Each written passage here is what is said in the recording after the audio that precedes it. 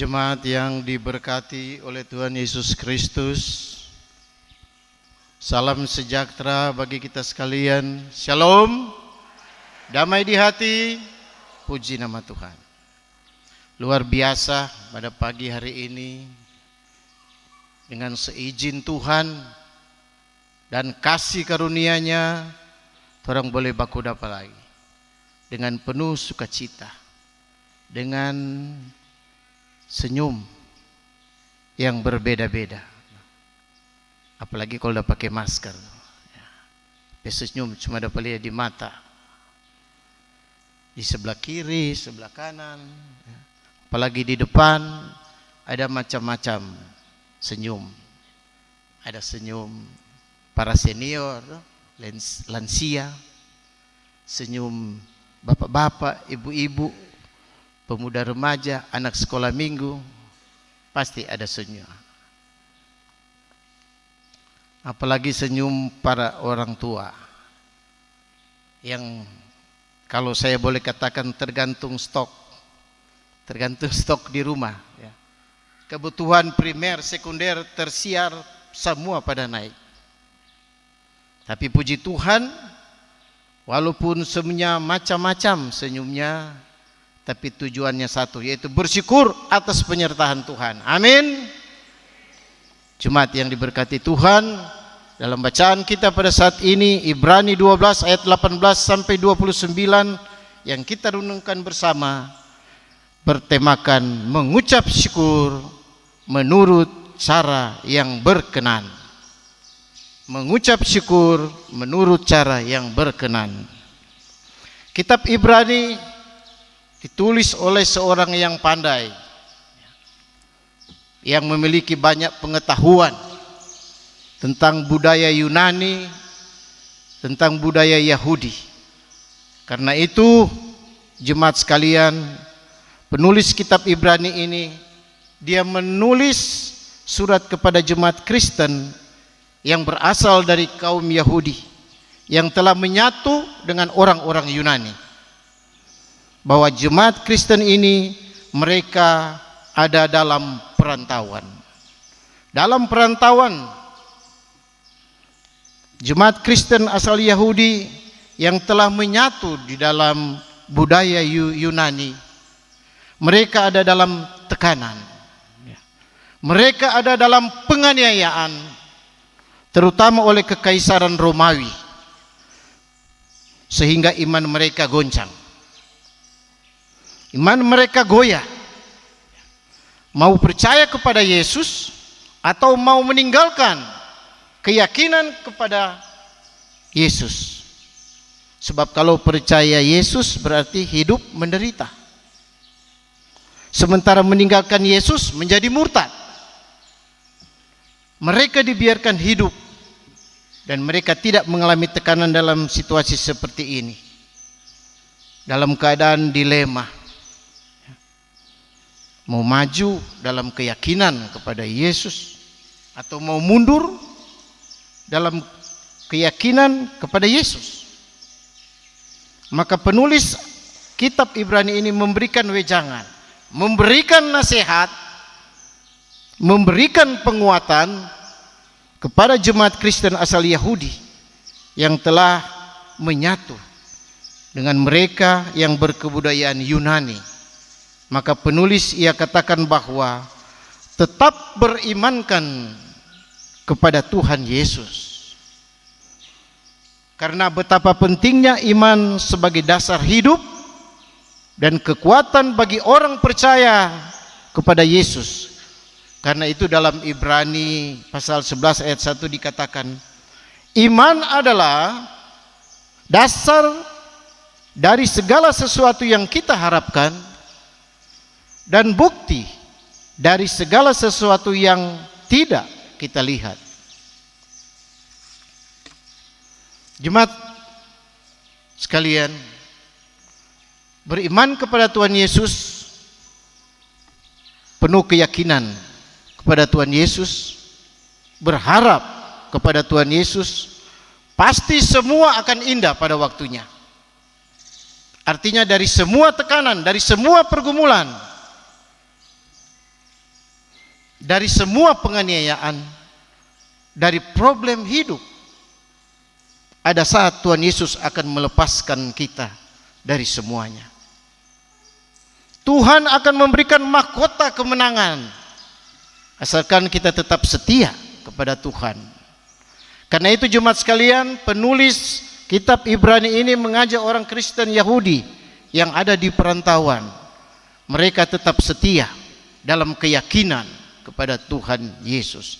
Apapun tantangan pergumulan hidup yang mereka alami, kiranya iman mereka harus nampak dan tidak akan tergoncangkan, karena Tuhan Yesus sendiri akan menyelamatkan mereka.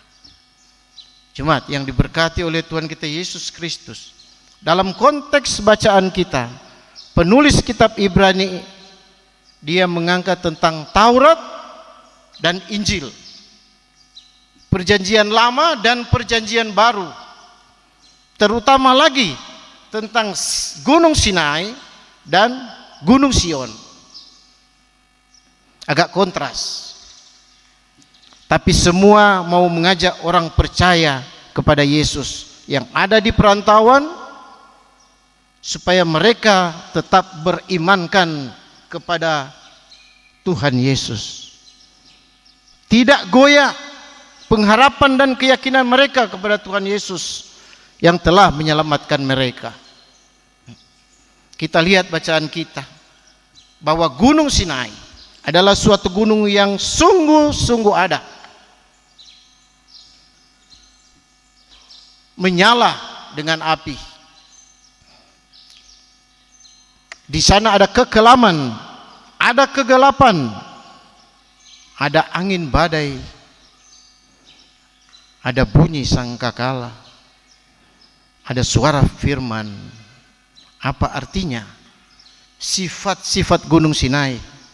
Perjanjian Lama yang dinyatakan ini, keagungan Allah yang terlihat pada tabiat yang tidak dapat dihindari oleh orang berdosa. Tabiat yang dinyatakan dengan kekudusannya yang menyala-nyala. Semua sifat yang disebut itu hendak menyatakan kedahsyatan hadirat Allah. Jelas sekali kuasa Allah yang menghancurkan dan di dalamnya tidak terdapat kasih. Yang mencoba mendekat pasti mati. Itulah pengalaman orang-orang yang ada di bawah hukum Taurat, penuh dengan rasa takut, takut untuk melihat dan takut untuk mendengarkan. Gunung Sion digambarkan sebagai Yerusalem sorgawi, suatu kumpulan beribu-ribu malaikat, jemaat anak-anak sulung Allah Bapa yang menghakimi semua orang, roh-roh orang-orang benar yang telah menjadi sempurna, dan Yesus sebagai perantara perjanjian baru. Darah pemercikan Yesus, setiap orang percaya diselamatkan. Gunung Sion adalah gunung yang menjadi sasaran tujuan. Jelas sekali perbedaan antara perjanjian lama dengan perjanjian baru, antara Taurat dengan anugerah yang ada di dalam Yesus Kristus. Dalam Roma pasal 8 ayat 1 jelas dinyatakan, demikianlah sekarang tidak ada penghukuman bagi mereka yang ada di dalam Yesus Kristus. Jadi sangat kontras. Kita tidak perlu lagi pergi ke gunung yang tidak disentuh, yang tidak bisa disentuh, yaitu Gunung Sinai. Tetapi dengan mendengar suara Yesus yang lemah lembut memanggil, marilah kepadaku semua yang letih lesu dan berbeban berat, aku akan memberi kelegaan kepadamu. Kita tidak masuk ke dalam kekelaman dan kegelapan. Gelap gulita mau melukiskan kebingungan orang berdosa di bawah hukum Taurat. Tetapi kita datang kepada Yesus Kristus sebagai terang dunia dan terang bagi jiwa yang berada dalam kegelapan dosa. Kegelapan mau menggambarkan suatu keputusasaan akan mendapat keselamatan dengan menuruti hukum Taurat. Angin badai yang melambangkan orang berdosa yang bergumul dalam dosa. Bunyi sangkakala yang sangat keras adalah panggilan untuk menghadap pengadilan Allah. Itulah sangkakala hukuman dan ketakutan. Namun bagi kita yang dibawa anugerah, menanti bunyi sangkakala yang lebih merdu apabila Tuhan Yesus memanggil kita kepada dirinya dalam awan seperti dinyatakan di dalam 1 Tesalonika pasal 4 ayat 16 dan 17. Sebab pada waktu tanda diberi, yaitu pada waktu penghulu malaikat berseru dan sangkakala Allah berbunyi, maka Tuhan sendiri akan turun dari sorga, dan mereka yang mati dalam Kristus akan lebih dahulu bangkit. Sesudah itu kita yang hidup, yang masih tinggal, akan diangkat bersama-sama dengan mereka dalam awan, menyongsong Tuhan di angkasa. Demikianlah kita akan selama-lamanya bersama-sama dengan Tuhan. Jemaat yang dikasihi Tuhan, Musa sendiri menceritakan pengalamannya pada ayat 21. Aku sangat ketakutan dan sangat gemetar. Jika Musa sendiri begitu gemetar dan ketakutan, apalagi bangsa itu. Ayat-ayat tersebut mau mengatakan bahwa Allah yang kudus sangat benci dengan dosa, sehingga betapa sulitnya orang berdosa menghampiri hadiratnya. Syukurlah kita tidak lagi menghampiri gunung Sinai, tetapi gunung Sion. Ada suasana lain yang baru dengan gunung Sion, yang tidak lagi menakutkan, tapi penuh pengharapan dan sentosa. Dalam ayat 22 tadi yang kita baca, tetapi kamu sudah datang ke Bukit Sion, ke kota Allah yang hidup, Yerusalem surgawi, dan kepada beribu-ribu malaikat, suatu kumpulan yang meriah. Kita lihat kondisi yang sangat berbeda, jemaat sekalian. Yang pertama, Sinai ada di padang gurun, Sion ada di tanah perjanjian, tanah subur yang berbuah banyak. Kedua, Tuhan Allah datang ke Sinai hanya untuk sementara, tetapi ia berdiam di Sion untuk selama-lamanya. Yang ketiga, Sinai adalah gunung ketakutan, hukuman dan kedahsyatan, sedangkan Sion adalah gunung rahmat dan sejahtera. Yang keempat, Sinai adalah gunung batu curam, tempat topan dan terpencil, sedangkan Sion adalah gunung di mana ada negeri Allah, Yerusalem surgawi, di mana Allah menyatakan dirinya kepada kaumnya. Yang kelima, Tuhan memberikan Taurat dari gunung Sinai, sedangkan Tuhan Yesus memberikan Injil dari Sion. Yang keenam, bangsa Israel takut dan gemetar di hadapan Sinai, sedangkan torang semua orang Kristen datang ke Sion dengan keberanian dan keyakinan, karena Sion adalah tempat kehidupan yang rohani dan kekal. Jemaat yang dikasihi Tuhan, datang ke Yerusalem surgawi artinya sebuah negeri yang disediakan Tuhan Yesus bagi kita, yaitu tanah air surgawi. Suatu kumpulan beribu-ribu malaikat menggambarkan suatu perkumpulan yang mulia, karena yang datang telah mengalami perubahan adalah orang-orang berdosa yang bertobat. anak-anak sulung pewaris keselamatan. Yesus Kristus disebut yang sulung, yang pertama bangkit dari antara orang mati. Dan orang-orang yang ditebus oleh Yesus disebut anak sulung yang mewarisi segala perjanjian, yang mempunyai hak menjadi warga sorga.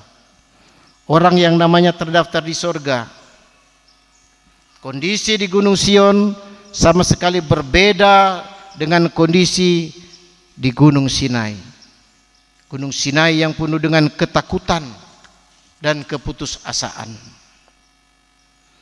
Darah Kristus jauh lebih unggul daripada darah binatang yang dipersembahkan oleh Habel atau oleh imam-imam keturunan Lewi. Darah Habel memohon hukuman atas pembunuhnya. Waktu Habel dibunuh, darahnya di tanah menuntut pembalasan.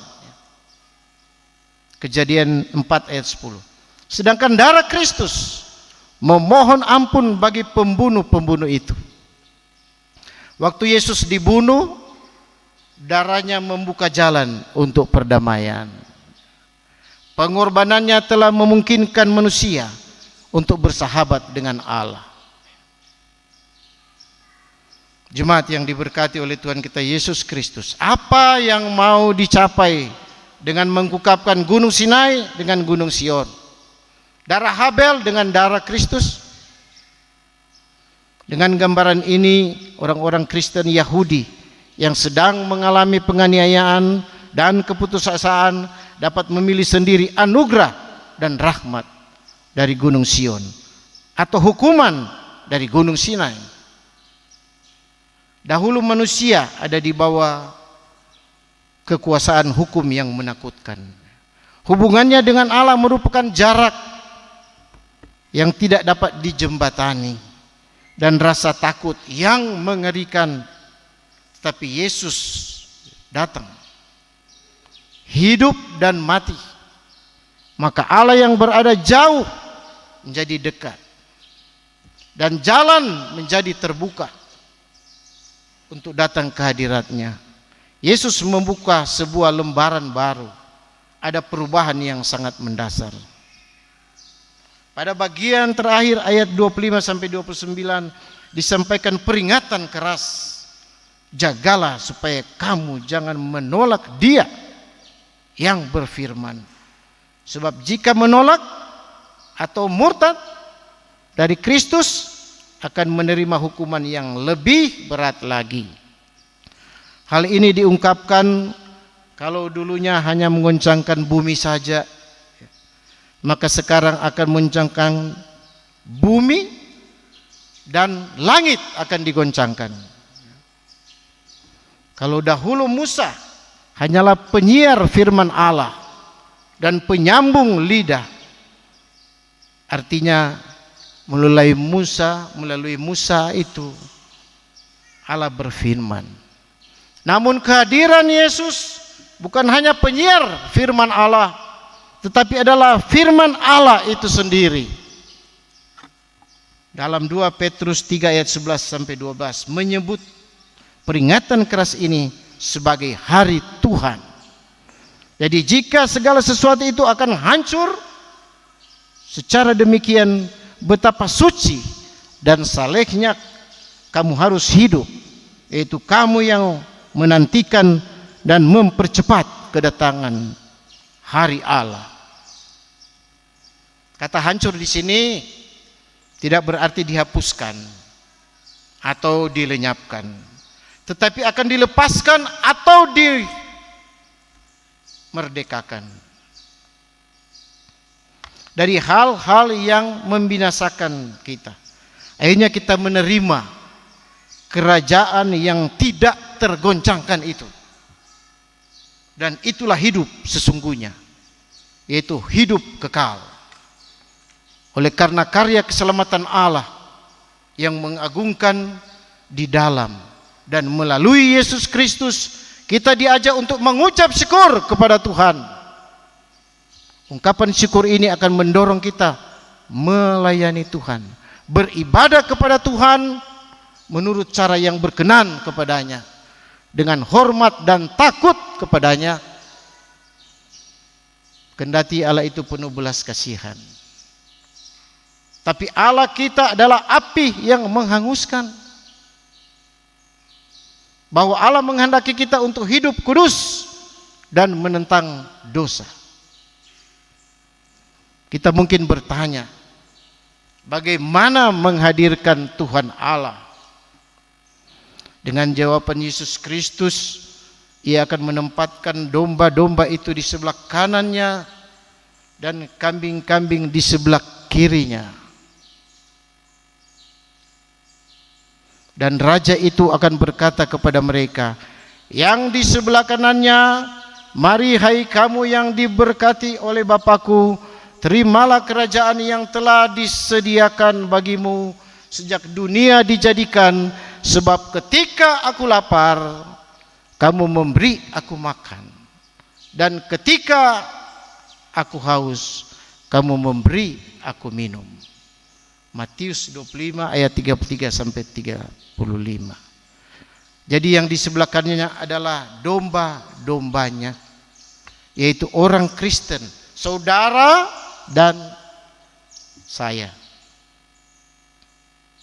Akan tetapi kambing-kambing yang ada di sebelah kirinya bertanya, maka orang-orang benar itu akan menjawab dia, katanya, Tuhan, bila manakah kami melihat engkau lapar dan kami memberi engkau makan, atau haus kami memberi engkau minum? Dan raja itu akan menjawab mereka, aku berkata kepadamu, sesungguhnya segala sesuatu yang kamu lakukan untuk salah seorang dari saudaraku yang paling hina, kamu telah melakukannya untuk aku. Matius 25 ayat 37 dan 40. Pertanyaannya, apakah perayaan pengucapan syukur yang kita rayakan atau akan kita rayakan, yang biasanya ramai di bulan Juli, tapi pemerintah telah sepakat dengan pimpinan nanti di bulan September, seperti mereka yang berada di sebelah kanan? Sebelah kanan menggambarkan posisi terhormat, atau sebelah kiri sebaliknya. Di dalam Alkitab, bukan yang duduk di kanan dan kiri saya, bukan. Kita semua adalah domba-domba, orang-orang yang terhormat di hadapan Tuhan.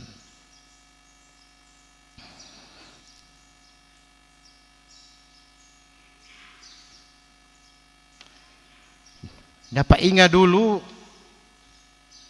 kalau orang tua bamara, kebetulan orang itu banyak bersaudara, mungkin saking so pasti, tapi saya mempelajari sesuai dengan renungan pada saat ini. So campur neng kambing anak, so bilang-bilang jam 4 pulang atau jam 5 semua mandi, di situ belajar. Sehingga kita pikir, berarti dulu kita kambing kan, mas sekarang domba. Jadi posisi kita domba atau kambing? Kalau mau suruh angkat tangan, pasti semua angkat tangan sebagai domba. Orang-orang yang diberkati, orang-orang terhormat. Tetapi bisa dalam kehidupan kita ada di antara itu. Atau dombing, setengah domba, setengah kambing. Jemaat yang diberkati Tuhan Yesus, firman Tuhan saat ini, jadi karena kita menerima kerajaan yang tidak tergoncangkan, marilah kita mengucap syukur dan beribadah kepada Allah menurut cara yang berkenan kepadanya, dengan hormat dan takut. Tuhan Yesus memberkati firman-Nya. Amin.